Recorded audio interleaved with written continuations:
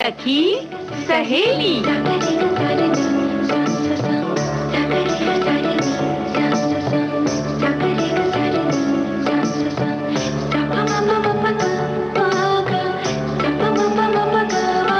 सखी सहेली।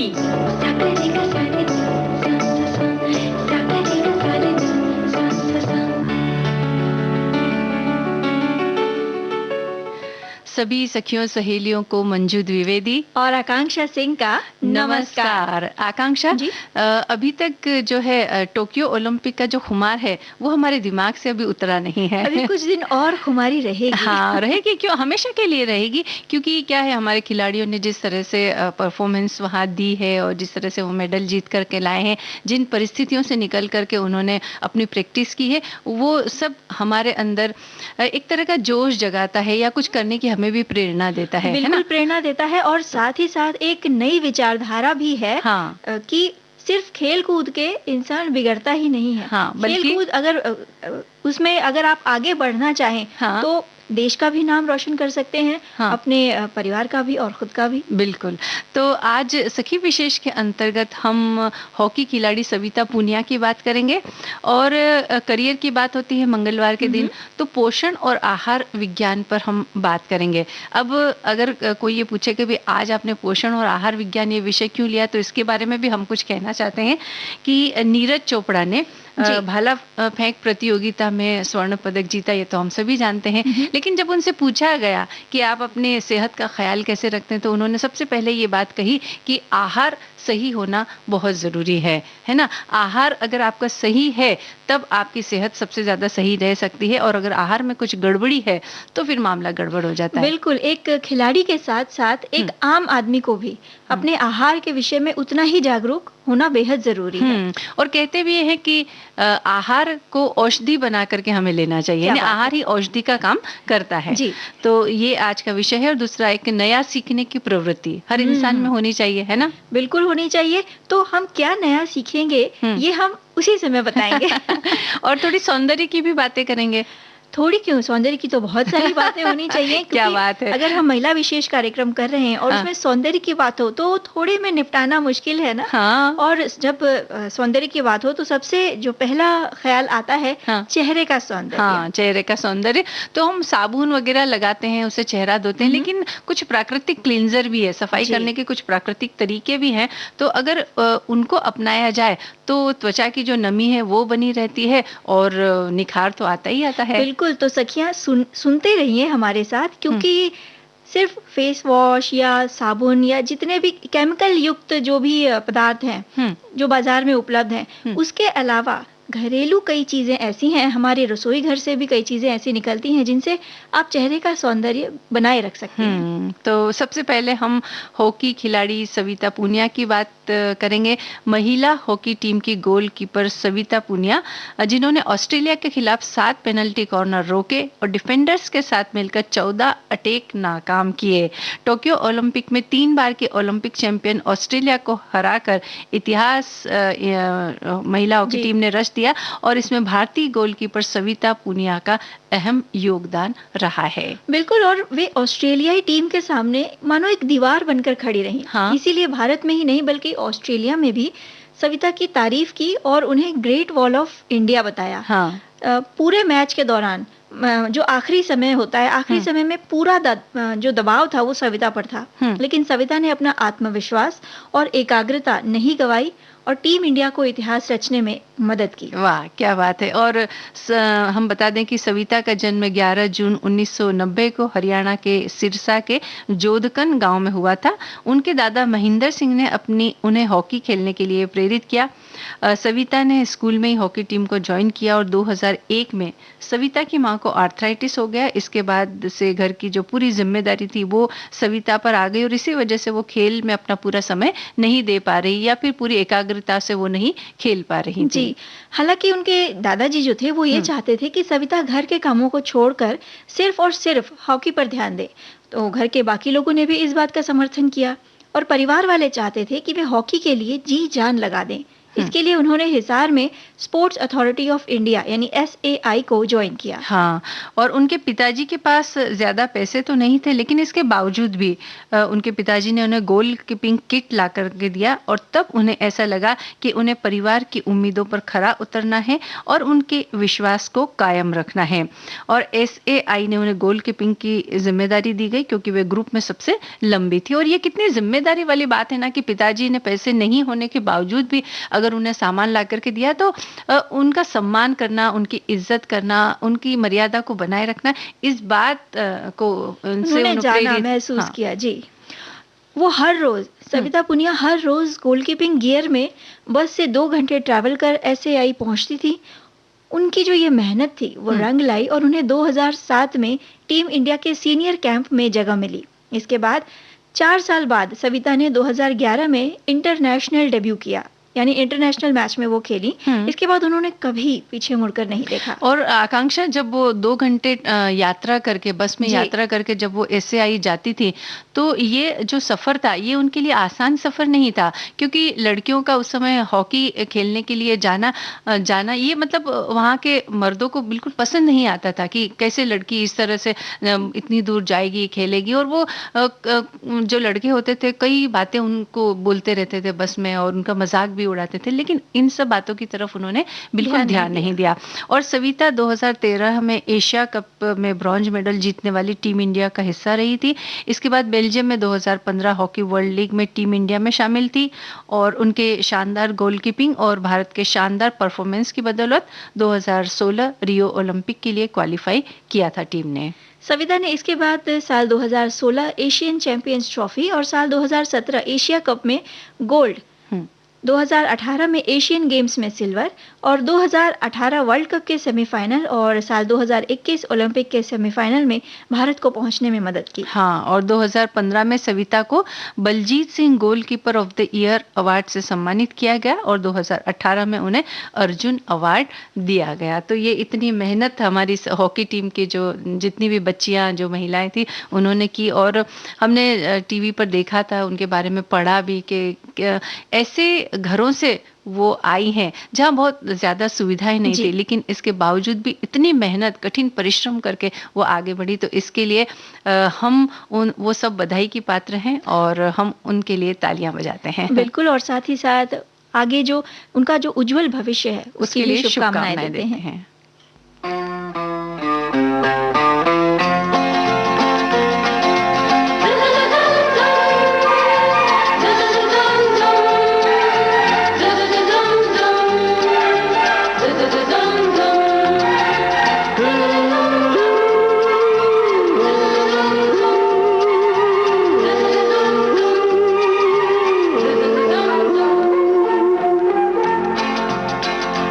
जिंदगी की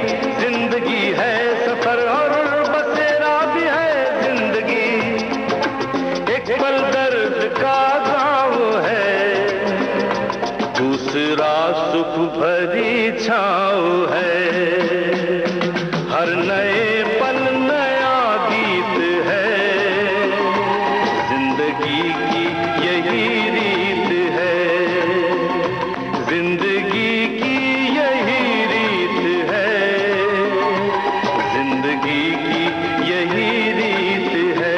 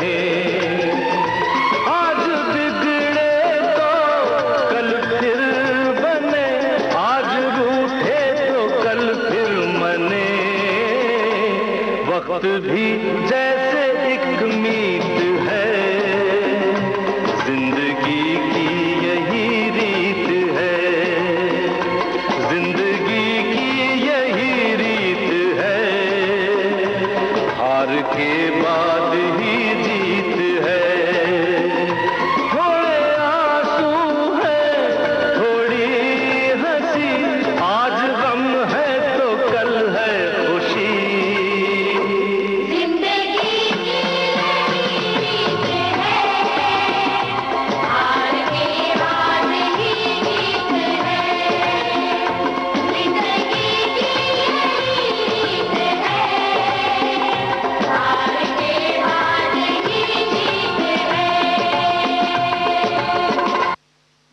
हाँ, तो मिस्टर इंडिया फिल्म का ये गाना हमने सुना और जो महिला हॉकी टीम की जो खिलाड़ी सब हम मिस इंडिया हैं वो हमारे लिए तो बिल्कुल है ना।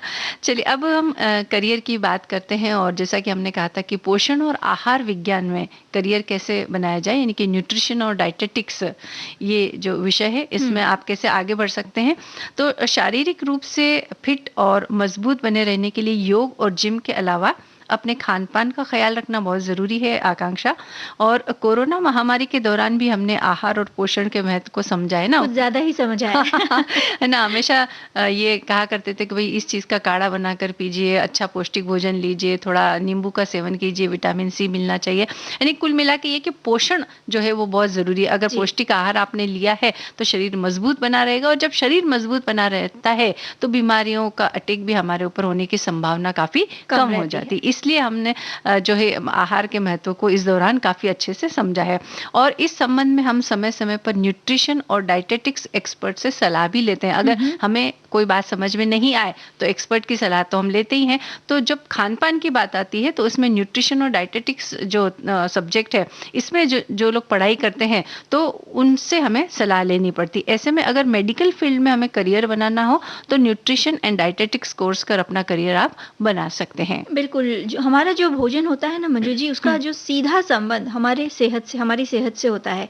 जिसके कारण हॉस्पिटैलिटी इंडस्ट्री के लिए डाइट थेरेपी सबसे महत्वपूर्ण मानी जाती है और इसीलिए पोषण और आहार के क्षेत्र में बतौर डाइटिशियन करियर बनाना भविष्य के लिहाज से एक बेहद अच्छा चयन हो सकता है। हाँ, और आकांक्षा कुछ समय के लिए हम आहार के महत्व को भूल चुके थे, लेकिन अब फिर से ये जो विषय है ये बहुत अच्छी तरह से उभर करके सामने आया और इस क्षेत्र के जो लोग हैं उनके महत्व को भी अब हमने समझा है। पहले लोग सोचते थे ठीक है आहार से इतना क्या फर्क, हालांकि हमारी जो संस्कृति रही है वो तो आहार पर बड़ा विशेष ध्यान देती रही है। इसीलिए हम समय के अनुकूल, जो वातावरण के अनुकूल, जिस जगह पर आप रहते हैं उसके अनुकूल, और जो मौसम चल रहा है उसके अनुकूल हमारी दिनचर्या तय हुई थी। यानी कि हमारे जो पूर्वज थे वो खान पान के महत्व को बहुत अच्छी तरह से समझते थे, लेकिन बीच में हमने इन सब बातों को भुला दिया था और हम नए तौर तरीकों को अपनाने की वजह से जब खान पान के महत्व को हम भूल गए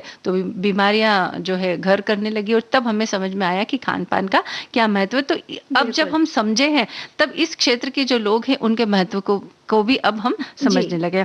तो इस क्षेत्र को अपनाने के बाद यदि आप खाद्य पदार्थों, उनकी गणना के स्केल्स और उनके मेडिकल निष्कर्षों से खुद को अपडेट रखें तो आप इस करियर में काफी आगे जा सकते हैं। और डाइटिशियन का काम अपने ग्राहकों या रोगियों की पोषण संबंधी समस्याओं और आवश्यकताओं का आकलन, निदान और उपचार करना होता है। और इसके साथ ही ग्राहकों और उनके परिवार वालों को पोषण संबंधी सिद्धांतों, आहार योजनाओं या संशोधनों, भोजन की तैयारी, साथ ही साथ स्वस्थ भोजन की आदतों और उनके जीवन की क्वालिटी में सुधार के लिए अच्छे पोषण के बुनियादी नियमों के बारे में सुझाव देना भी एक न्यूट्रिशनिस्ट और डाइटिशियन का काम होता है। हाँ, और अगर आप केवल रोगी को ही अगर आप बताएंगे कि ये तो उसे तो वो तो उठ करके बनाएगा नहीं। हाँ, तो उसके जो परिवार वाले हैं उनको ये बात समझाना बहुत जरूरी होता है। इसीलिए कहते हैं कि उनकी जो बात करने की जो स्किल है वो भी बहुत अच्छी होनी चाहिए डाइटिशियन की। न्यूट्रिशन एंड डाइटेटिक्स के रूप में आपको खाने पीने की आदतों, नए खाद्य विकल्पों की उपलब्धता, उनके लाभों के बारे में खुद को अपडेट तो रखना ही होगा।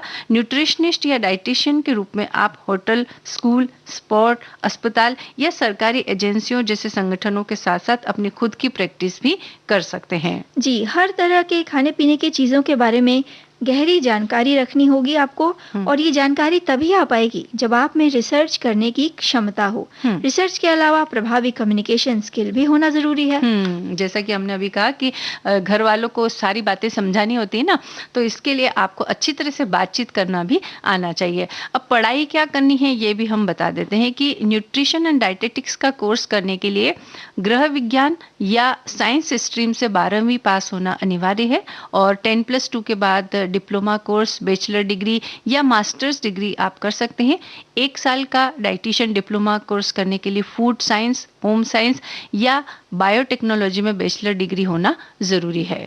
और ग्रेजुएशन कोर्स के बाद न्यूट्रिशन एंड डाइटेटिक्स में post graduate diploma, advance diploma या मास्टर डिग्री कोर्स कर सकते हैं। इन कोर्सेज में आहार की जरूरत, अलग अलग बीमारियों के इलाज में पोषक आहार का प्रबंधन, इस तरह के सिद्धांत समझाए जाते हैं। ये सिद्धांत तो समझाए जाते हैं, लेकिन इसी के साथ जैसा कि हम सेहत के बारे में बात करें तो संगीत और सेहत का भी एक सीधा संबंध होता है। तो कुछ और बातें हम इसके बारे में करेंगे, लेकिन उससे पहले एक हम गीत सुन लेते हैं।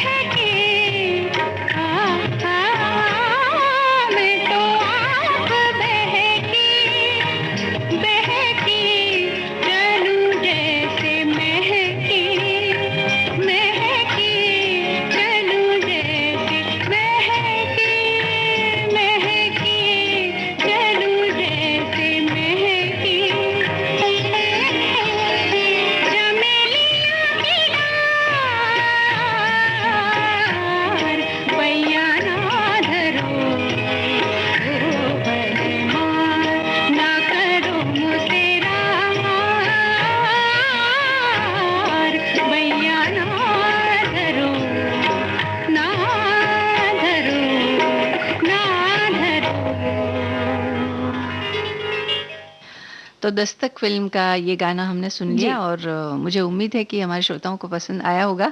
और हम बात कर रहे थे पोषण और आहार विज्ञान की और बैचलर डिग्री की और डिप्लोमा की। तो न्यूट्रिशन एंड डाइटेटिक्स में बैचलर डिग्री करने के बाद dietetics and public health nutrition, clinical nutrition and dietetics, nutrition and diet, sports nutrition, food and nutrition management, food science, applied nutrition और इसी तरह के कुछ और कोर्सेज में पोस्ट ग्रेजुएट डिप्लोमा भी कर सकते हैं, मास्टर डिग्री कोर्स भी कर सकते हैं और ग्रेजुएट डिग्री के बाद एमबीए करना भी करियर के लिए एक अच्छा विकल्प करवाता है। यानी कि फूड न्यूट्रिशन एंड डाइटेटिक्स के अंदर भी बहुत सारी विकल्प, हाँ, अलग अलग विकल्प है, जो कि जैसे कि आपने स्पोर्ट्स में किया है, तो जैसे कि अभी खेल चल रहे थे, तो ऐसे जैसे खेलों की कोई संस्था है तो वहां जाकर के आप खिलाड़ियों को क्या अगर उनका वजन कम करना है तो उन्हें क्या खाना देना, वजन बढ़ाना है तो क्या खाना देना। और स्पोर्ट्स में भी क्या होता है ना, बहुत वैरायटी होती है, तो किसी में बहुत शक्ति की जरूरत होती है, किसी में स्किल की जरूरत होती है, तो उस हिसाब से उनका न्यूट्रिशन क्या होना चाहिए, दिमाग के लिए ज्यादा अच्छा खान पान चाहिए या शरीर के लिए चाहिए, या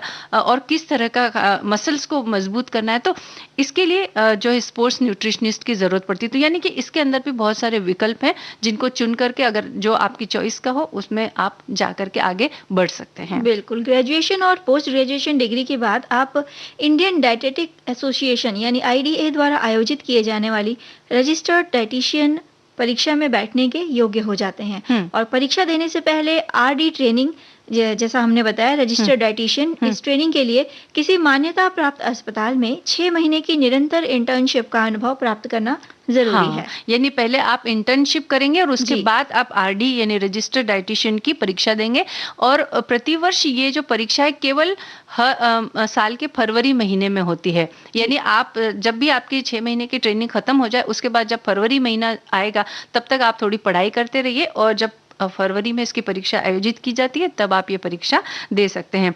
और प्रमुख इंस्टीट्यूट की अगर हम बात करें जहां से आप ये पढ़ाई कर सकते हैं तो national institute of nutrition Hyderabad, Calcutta university, Delhi university, institute of home economics, central food technology research institute Mysore, Indian council of medical research New Delhi, Indira Gandhi national open university, यहाँ से आप ये कोर्सेज या ये पढ़ाई आप कर सकते हैं। जी। और पढ़ाई के बाद ये जो रोजगार, इस क्षेत्र में रोजगार की जो संभावना है उसके विषय में हम जान लेते हैं।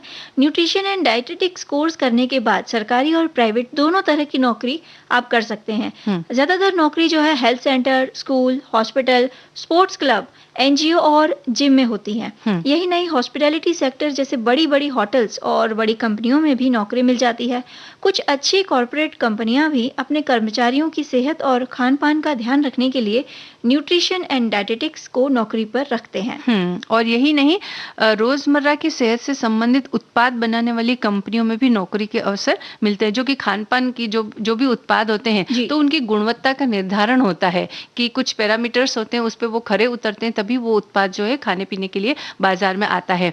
तो वहां भी नौकरी की जा सकती है। और साथ ही स्पोर्ट्स एंड हेल्थ क्लब में काम कर खिलाड़ियों की डाइट के लिए काम कर सकते हैं। टीचिंग, रिसर्च एंड डेवलपमेंट के क्षेत्र में बतौर शोधकर्ता विभिन्न खाद्य पदार्थों और पोषक तत्वों का अलग अलग लोगों के लिए प्रभाव का अध्ययन हम कर सकते हैं। और किसी विदेशी फर्म, होटल या क्रूज से जुड़ने पर विदेश जाने के मौके भी मिलते हैं और स्वतंत्र रूप से भी आप काम कर सकते हैं। अगर आप किसी भी संस्था के साथ नहीं जुड़ना चाहे तो स्वतंत्र रूप से अगर आप काम करेंगे तो जो भी जिन भी लोगों को समस्याएं होती है, जैसे किसी को डायबिटीज है, किसी को हार्ट संबंधित समस्या है, किसी का वजन ज्यादा होता है, तो उनको भी इस बात की जरूरत रहती है कि कोई अच्छा जो जानकार हो खान पान वाला, वो हमें ये बताए कि हमें इस वक्त हमारी जो शरीर की अवस्था है उसके अनुसार हमें क्या चीज खानी है, कितनी खानी है और कौन सी चीजें ऐसी है जो नहीं खानी है। तो उनको आप परामर्श दे करके भी आप अपना जो है काम कर सकते हैं, यानी कमाई का जरिया इसको बना सकते हैं। तो कई कई कई संभावनाएं हैं इस क्षेत्र में, बशर्ते आप में रुचि होनी चाहिए। और ये एक उभरता हुआ क्षेत्र है। अभी यहाँ इस क्षेत्र में अभी ज्यादा लोग हैं नहीं, अभी उभरता हुआ क्षेत्र है ये। तो अगर आप इसमें पढ़ाई करके आगे बढ़ना चाहते हैं तो इसे जरूर करियर ऑप्शन के रूप में आप अपना सकते हैं। ये वही बात हुई कि कुछ नया सीखने की प्रवृत्ति अगर आप में है तो आप काफी आगे बढ़ सकते हैं। इस बारे में हम आगे भी बात करेंगे। बिल्कुल। फिलहाल हम एक गीत सुनते हैं।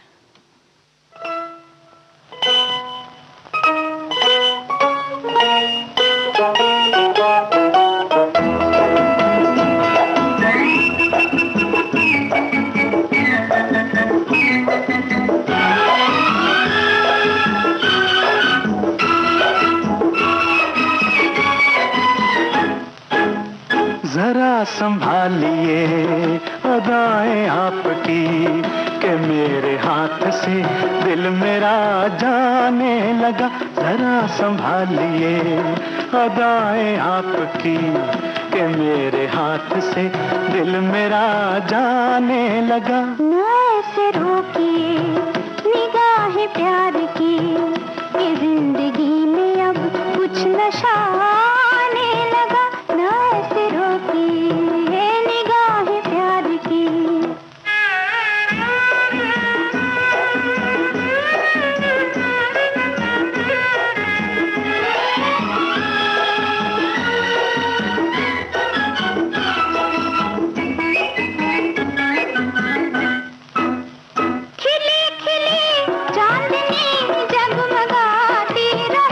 हर घड़ी प्यार की मुस्कुराती रहे, सुहानी चांदनी में दिल कहीं खो जाए ना। जरा संभालिए अदाएं आपकी कि मेरे हाथ से दिल मेरा जाने लगा। ना ऐसे रोकिए निगाहें प्यार की।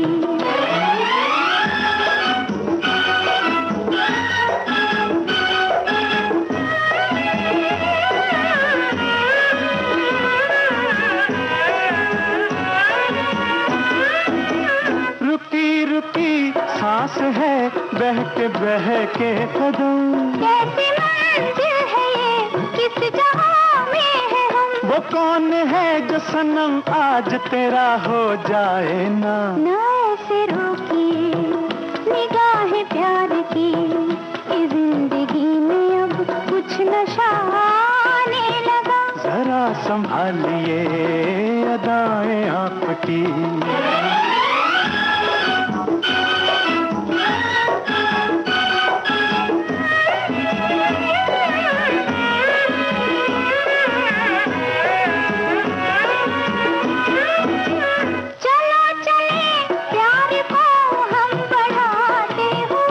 सारी दुनिया की नजरें झुकाते हुए, तेरे बगैर पिया तो हमें चैन आए ना। जरा संभालिए अदाएं आपकी कि मेरे हाथ से दिल मेरा जाने लगा। ना ऐसे रोकिए निगाहें प्यार की, इस जिंदगी में अब कुछ नशा आने लगा। जरा संभालिए अदाएं आपकी। तो भाई अदाओं को संभालना तो बहुत ज़रूरी है। बड़ा आदमी फिल्म का ये गाना हमने सुना, और हमने जैसा कि कहा था कि नया सीखने की प्रवृत्ति हम सभी में होनी चाहिए। इस विषय पर हम बात करेंगे। तो हमारे श्रोताओं ने कुछ कमेंट्स लिख करके भेजे हैं। तो ये श्रोता लिखते हैं कि सीखने की कोई उम्र नहीं होती, बल्कि सीखने की इच्छा का सीधा संबंध जीवन के प्रति उत्साहपूर्ण व सकारात्मक रवैये से जुड़ा है।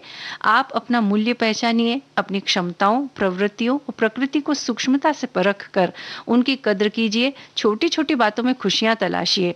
ईश्वर, परिस्थिति व व्यक्तियों के प्रति कृतज्ञता ज्ञापित करने के मौके ढूंढिए। धीरे धीरे आपका रवैया सकारात्मक बनेगा और नई नई चीजें सीखने के प्रति रुझान बढ़ेगा। और जब एक बार आपके अंदर सीखने की इच्छा विकसित हो जाएगी, तब हमेशा के लिए यह आपके स्वभाव का हिस्सा बन जाएगी। है ना? कितनी सही बात लिखी है ना, कि मतलब उसके लिए बस थोड़ी सी कोशिश की जरूरत होती है। अगर हम कोशिश ही नहीं करेंगे तो नया कैसे सीख पाएंगे। लेकिन एक बार जब ये चस्का लग जाता है कि कुछ नई चीज सीखें, तो फिर वो हमारी आदत में शामिल हो जाता है। तो ऐसी आदतें हमें बनानी चाहिए। एक और श्रोता ने ये बात लिखी है कि आप सभी मित्रों को नया सीखने की प्रवृत्ति नहीं, हम सभी शिक्षक दोस्तों को आज बच्चों को ऑनलाइन पढ़ाने के लायक बनाया। यानी कि अभी जब कोरोना काल में बच्चे स्कूल नहीं जा पा रहे थे, तो उनकी ऑनलाइन कक्षाएं ही चल रही थी। तो उसके बारे में इन्होंने लिखा है कि आज हम हर दिन कुछ न कुछ संगणक, ईवीएम, लैपटॉप, मोबाइल में सीख रहे हैं, बच्चों से अपने अनुभवों से और अभ्यास कर करके। तो दोस्तों, मैं ये कहना चाहता हूं कि बस अपने सीखने के जज्बे को आप बनाए रखें। कितनी सकारात्मक बात है लिखी है इन्होंने मंजू जी। सोचिए, शिक्षक बच्चों को सिखाते हैं, लेकिन इस समय परिस्थिति ऐसी है कि जो सिखा रहे हैं उन्हें ही कुछ नया सीखना पड़ रहा है। हाँ, और ये नया सीखने की प्रवृत्ति ना यही हमें सकारात्मक भी बनाती है, यानी दोनों चीजें आपस में जुड़ी हुई है कि अगर आपके अंदर सीखने की इच्छा है तो आप सकारात्मक बनेंगे, और सकारात्मक रवैया है तो आप नया सीखने की कोशिश करेंगे, है ना। तो अगर हम अपने रोजाना के कामों की सूची बनाएंगे तो पता चलता है कि उसमें कुछ भी नया नहीं है। रोजाना बस वही एक जैसे काम करके हम अपना दिन व्यतीत कर देते हैं। अगर कोई कहे भी कि कुछ नया करने के बारे में तो हमारा जवाब अक्सर यही होता है कि भाई व्यस्तता है, भाग दौड़ है, समय नहीं है, कब सीखेंगे, क्या करेंगे, यही हमारा जवाब होता है। और इस तरह के जवाब अक्सर मतलब रोज ही कानों में पड़ जाते हैं। और वैसे नई चीज सीखने के लिए समय निकालना कुछ हद तक चुनौती भरा काम तो है, लेकिन कई लोग अपने कंफर्ट जोन को छोड़कर कुछ भी नया आजमाना नहीं चाहते और एक तरह से टालमटोल करते रहते हैं। लेकिन नया सीखने के फायदों के बारे में जानने के बाद हमें ये समझ में आता है कि रूटीन से बंध कर रहने में मंजू जी एक बोरियत होने लगती है। सही बात है, लेकिन जो लोग आलसी लोग होते हैं ना उन्हें ये बोरियत अच्छी लगती है। उन्हें ये बोरियत नहीं लगती है, उन्हें लगता है कि चलो अच्छा हुआ कुछ नया काम नहीं आया, वरना वो भी करना पड़ता है, क्योंकि वो तो रोज के रूटीन काम करने में भी उन्हें अच्छा नहीं लगता है। और जो कंफर्ट जोन की हमने जो बात की, यानी कि जिसमें वो अपने आप को आरामदायक महसूस करते हैं, सहज महसूस करते हैं कि बस इतना कर लिया ना, बस है, काफी है। हाँ, उन्हें लगता है कि बस ये ठीक है, इसके बाद हमें आगे नहीं बढ़ना है। तो अगर हम किसी से ये पूछें कि आपने कुछ नया सीखने का मजा कब उठाया था, तो ज्यादातर लोग यही बात कहेंगे, सोचने लग जाते हैं पहले तो कि कब किया था, फिर वो कहेंगे भाई बहुत पहले कुछ सीखा था। यानी हम नया सीखने का मजा उठाना भूल गए। किंतु नया सीखने का मजा ठीक वैसा ही होता है जैसे बच्चे को एक नया खिलौना देते तो वो कितना खुश हो जाता है, या फिर उनको अपनी कोई मनपसंद चॉकलेट मिल जाए तो वो कितने खुश हो जाते हैं।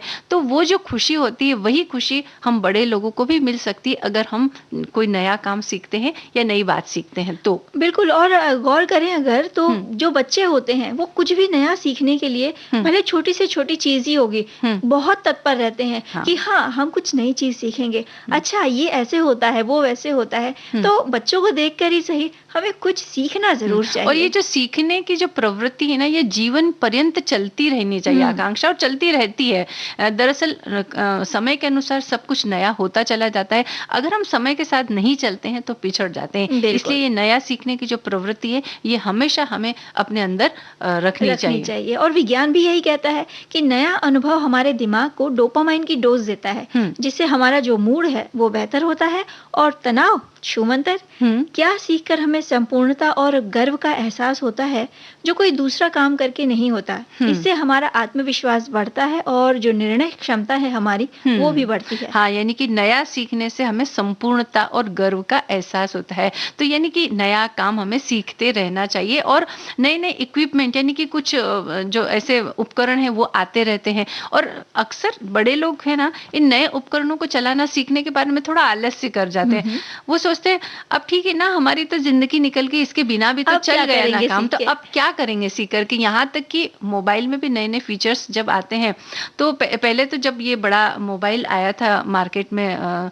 तो इसको सीखने में भी कई लोग आलस सोचते थे कि नहीं अब क्या करना है, बस ये छोटा सा मोबाइल है, इसमें 4-6 स्विच रहते हैं, वो दबा करके हम अपना काम चला लेते हैं। नया सीखने की उनके अंदर इच्छा ही नहीं थी। लेकिन ये अगर हमारी इच्छाएं अगर जब मर जाती है तो हम थोड़े पिछड़ जाते हैं। इसके लिए नया सीखने का जो आनंद है वो हमें उठाते रहना चाहिए। और सुनने में ये बात भले ही थोड़ी सी अजीब लगती है, लेकिन ये सही है। असल में जब हम अपने रूटीन से हटकर कुछ नया करते हैं या अपनी साप्ताहिक सारणी में कुछ नया जोड़ते हैं तो दिमाग को तो खुशी का डोज देते ही हैं, साथ ही समय का अच्छा प्रबंधन करना भी हम सीखते हैं, क्योंकि नए काम के लिए भी वक्त उन्हीं 24 घंटों में से हमें निकालना है ना। बिल्कुल, अतिरिक्त घंटे तो हमें मिलेंगे नहीं, समय तो उतना ही है, लेकिन जब आप नया करेंगे तो उसी में आपको उस चीज को भी नए को जोड़ना है, तो यानी समय प्रबंधन की क्वालिटी भी हमारे अंदर आ जाती है। और रूटीन वर्क से जब हम बोरियत महसूस करते हैं तो हम अपने आप को एक तरह से खराब स्वास्थ्य की ओर धकेलते हैं। एक शोध में ये बात सामने आई है कि उबाऊ जीवन जीने वालों को दिल के दौरे का जो जोखिम है वो ज्यादा रहता है। वहीं चिकित्सकों का ये मानना है कि अपनी दिनचर्या को हमें समय समय पर बदलते रहना चाहिए। वो एक कहावत है ना कि खाली दिमाग शैतान का घर। हाँ। तो कहने शैतान का मतलब ये नहीं है कि कोई शैतानी बातें, बल्कि ऐसा हो जाता है कि जब खाली बैठे रहते हैं तो कुछ अजीब अजीब बातें सोचते रहते हैं। विचार आने हाँ, लगते हैं मन में कुछ ऐसे विचार आने लगते हैं और वही उनकी तबीयत खराब होने का कारण बनते हैं।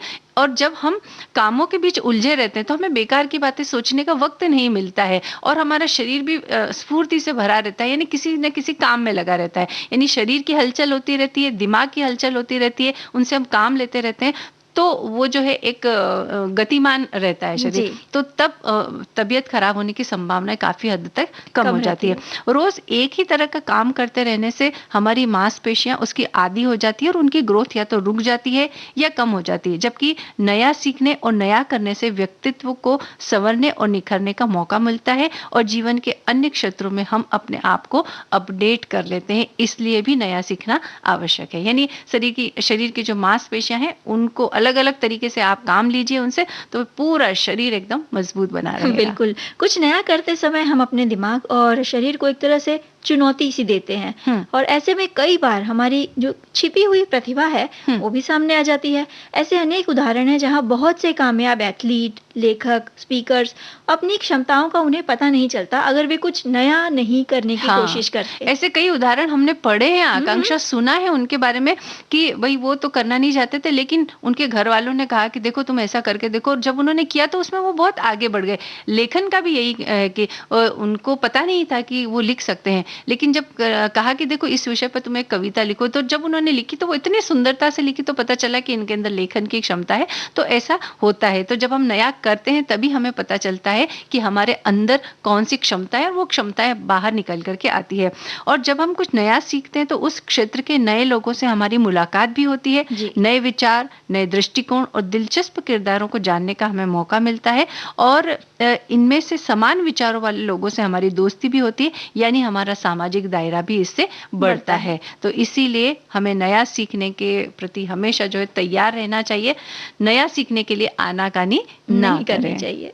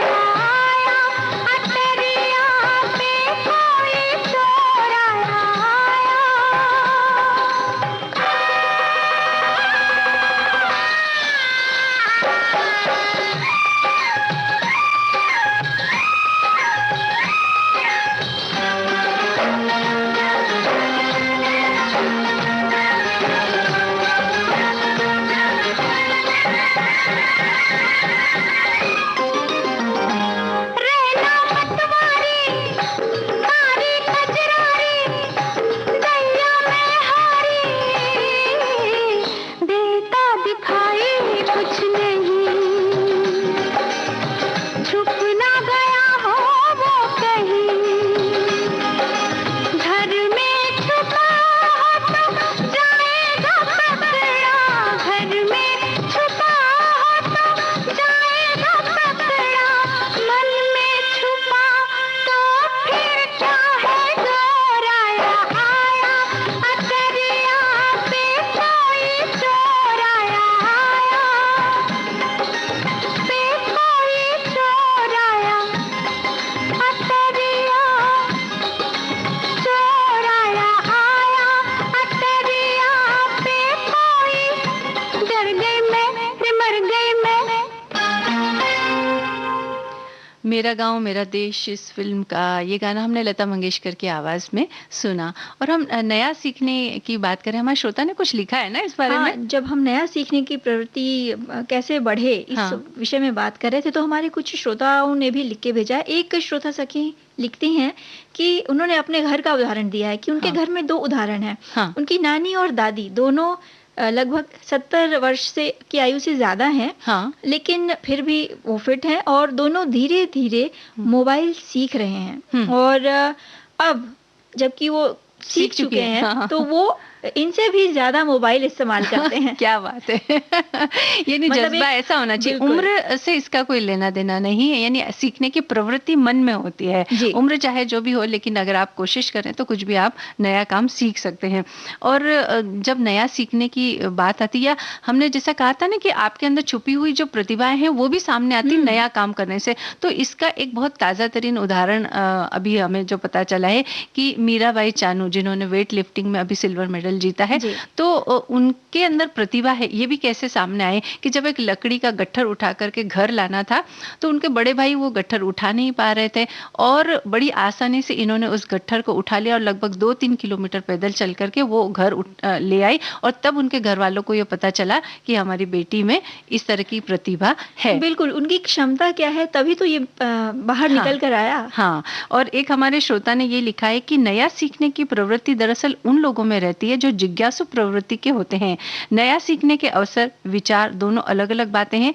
अब जिज्ञासु प्रवृत्ति का अगर व्यक्ति ये सोचकर दिन में ही सूरज क्यों निकलता है, रात में क्यों नहीं, तो ये भी उसकी एक प्रवृत्ति है। जिज्ञासु होने की वैसे ही अगर कुछ नया किया जाए तो इसके लिए भी कुछ न कुछ प्रश्न उठने चाहिए मन में, तभी आप कुछ नया कर पाएंगे। हालांकि नया सीखने में उम्र का बंधन नहीं होना चाहिए।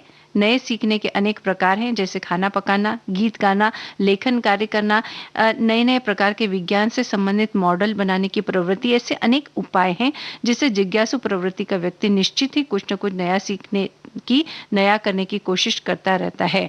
तो ये बात इन्होंने लिख करके भेजी और सच मानिए नया करने के बारे में आप जरूर सोचिएगा। अब हम एक नया विषय लेने के बारे में सोच रहे हैं। हम जो है सौंदर्य की, जैसा कि हमने कहा था कि महिलाओं को जो है सजना संवरना, सौंदर्य से बड़ा उनको लगाव होता है। और सिर्फ महिलाओं को ही नहीं, यहाँ पे मैं आपकी बात को काटूंगी मंजू जी, सिर्फ महिलाओं को ही नहीं, पुरुष भी अपने सौंदर्य का उतना ही ध्यान रखते हैं। रखें, हालांकि वो जताते नहीं है। तो जो प्राकृतिक क्लींजर है, यानी चेहरे की सफाई के कुछ ऐसे घरेलू वस्तुएं हैं जिनका अपना करके हम चेहरे की सफाई अच्छी तरह से बिना साबुन के या बिना किसी और केमिकल फेस वॉश वगैरह के भी कर सकते हैं। अब यहाँ सबसे पहले जो दूध है वो एक अच्छे क्लींजर का काम करता है, यानी दूध सबसे ज्यादा असरकारक प्राकृतिक क्लींजर है और ये ज्यादातर स्किन टाइप पर काम करता है। तो 5 बड़े चम्मच दूध लें और एक इसमें चुटकी भर नमक डाल दें और साफ चम्मच से इसे अच्छी तरह से मिला लें और इसके बाद एक कॉटन बॉल लें और दूध वाले मिश्रण में इसे डुबोएं और अब इस भीगी कॉटन बॉल को चेहरे और गर्दन पर अच्छी तरह से लगाएं और 1 से 2 मिनट इसे लगाने के बाद छोड़ दें और फिर कॉटन बॉल को गोल गोल घुमाते हुए त्वचा को साफ करें और फिर उसके बाद आप पानी से चेहरा धो लें। तो दूध और नमक का ये जो मिश्रण है ये हमारे जो चेहरे की मृत त्वचा है उसको हटा देता है और त्वचा को पोषण भी प्रदान करता है। दूध चेहरे की रंगत को निखारता भी है और दूध से पोषण भी मिलता है। तो इस तरह से आपका जो चेहरा है वो उससे अच्छी तरह से साफ हो जाता है। और इसमें अगर हम कच्चा दूध इस्तेमाल करें तो वो ज्यादा फायदा करता है। हम प्राकृतिक सौंदर्य की बात कर रहे हैं, तो हमारे एक जो श्रोता हैं वो लिखकर भेजे हैं कि मसूर दाल को पीसकर, उन्होंने भी कुछ टिप्स दिए हैं। मसूर दाल को पीसकर भी दूध में मिलाकर रखें और रात भर रखें तो और भी बेहतर है, और सुबह उसे चेहरे पर लगाकर फेस पैक की तरह सूखने पर धो लें। सप्ताह में एक बार ये प्रयोग अवश्य करें। इससे जो आपकी जो डेड स्किन है, जो मृत त्वचा रहती है शरीर चेहरे पर और गर्दन पे, वो निकल जाती है और त्वचा में चमक सी आ जाती है। साथ ही साथ कहते हैं कि गुलाब की सूखी पत्तियों को पीसकर चावल आटे में दही के साथ मिलाकर लगाएं, बेसन में दही गुलाब जल मिलाकर लगाएं और मेथी दाना पीसकर उसको गुलाब जल में मिलाकर लेप बनाकर आप चेहरे और गर्दन की त्वचा पर लगाएं तो बहुत फायदा होगा। तो हमारी सखियां भी इस तरह के कुछ कुछ उपाय लिख करके भेजती, कई बार वो अच्छी रेसिपी भी लिख करके भेजती, तो उनके सुझावों का, उनकी बातों का भी हम हमेशा स्वागत करते हैं। जैसा कि हमने कहा था कि सिर्फ सखियां ही नहीं, हमारे सखा भी अपने सौंदर्य का ख्याल रखते हैं। तो ये जो टिप्स हमने अभी सुनाए, ये हमारे एक सखा श्रोता ने भेजे। क्या बात है, क्या बात है। तो चलिए, ये हमने आपको बताया, और इसके बाद और कुछ उपाय हैं जो हम कर सकते हैं। खीरा और दही, इनका उपयोग करके। तो खीरा भी बहुत अच्छा क्लींजर है और ये त्वचा में कसावट लाता है और दाग धब्बों को हल्का करने का भी काम करता है। इससे त्वचा मुलायम होती है। तो हमें करना क्या है कि एक खीरा छीलकर उसे ब्लेंडर में डालें और पीसने के बाद खीरे को छलनी में डालें और चम्मच से दबाकर खीरे का रस निकाल लें। वैसे भी खीरे के अंदर बहुत पानी की मात्रा कुछ ज्यादा होती है। अब इसमें 3 चम्मच जो है आप दही डालें और दोनों चीजों को अच्छी तरह से मिला लें और इस मिश्रण को आप चेहरे पर लगाएं। तो थोड़ी देर लगा रहने दें, इसे कम से कम 5-10 मिनट इसे लगा रहने दें और ठंडे पानी से उसके बाद चेहरा धो लें। तो दही से चेहरे की जो गंदगी है वो हट जाती है और चेहरा पूरा चमक जाता है। और जब क्लींजर की बात आ रही है तो शहद से अच्छा क्लींजर क्या हो सकता है भला। शहद चेहरे से गंदगी हटाने में मदद करता है और बहुत अच्छा प्राकृतिक ये एंटी बैक्टीरियल है, एंटी इन्फेक्टिव और प्रोबायोटिक भी है। यानी चेहरे पर लगाने के साथ साथ इसका जो इस्तेमाल हम करते हैं ये पेट के लिए भी अच्छा होता है। यह त्वचा को कटने फटने से रोकता है। संवेदनशील त्वचा जो होती है उसके लिए बेहद फायदेमंद है। शहद तैली त्वचा को एक तरह से संतुलित करता है और रूखी त्वचा को हाइड्रेट करता है। तो एक छोटा चम्मच दूध में 4 छोटे चम्मच शहद डालें, इसे अच्छी तरह मिलाएं और इस मिश्रण को चेहरे पर लगाकर लगभग 10 से 20 सेकंड रहने दें। और फिर जब आपको लगे कि हल्का हल्का ये सूख गया है, फिर चेहरा हल्के हाथों से रगड़ कर आप इसे धो लें। इसे, ये शहद का जो ये मिश्रण है, इसे हर तरह की त्वचा पे लगाया जा सकता है। यानी ऑयली हो, तैलीय त्वचा हो, रूखी त्वचा हो या मिश्रित त्वचा हो। तो ये भी एक अच्छा उपाय है।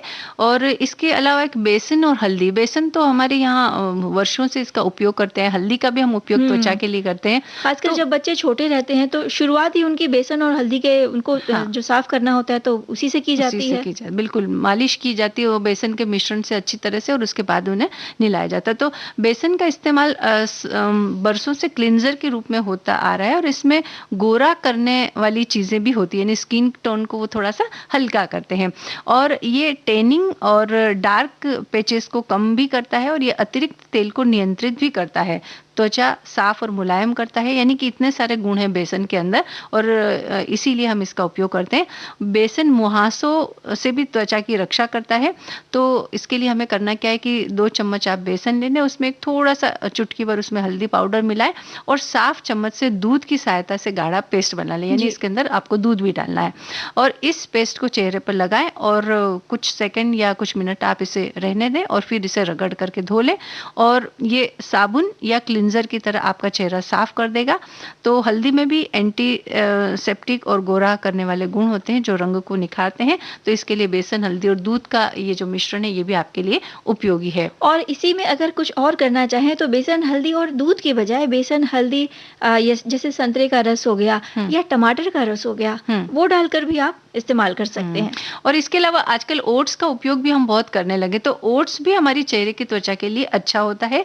तो ओटमील चेहरे को बहुत अच्छे से सफाई करता है और ये त्वचा की सारी गंदगी को बाहर निकालकर रोम रोम की सफाई करता है। ये एस्ट्रिंजेंट की तरह भी काम करता है। तो 1 बड़ा चम्मच दूध में 1 चम्मच ओटमील मिलाएं और कुछ बूंदे शहद की डालें और इसमें थोड़ा सा पानी मिलाएं और इसका एक सार करके इसका अच्छा पेस्ट बना लें और इस पेस्ट को चेहरे और गर्दन पर अच्छी तरह से लगाएं। हाथ गोल गोल घुमाते हुए चेहरे की सफाई करें तो ये भी एक अच्छा क्लींजर का काम करेगा। बिल्कुल। और अब हम सुनते हैं एक गाना।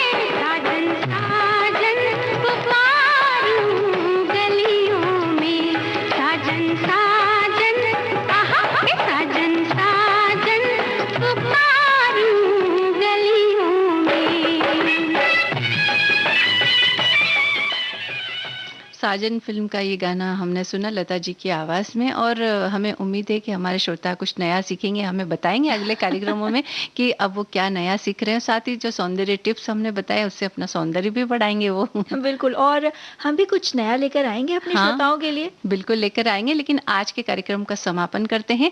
अब इजाजत दीजिए आप सभी को, मंजू द्विवेदी और आकांक्षा सिंह का नमस्कार।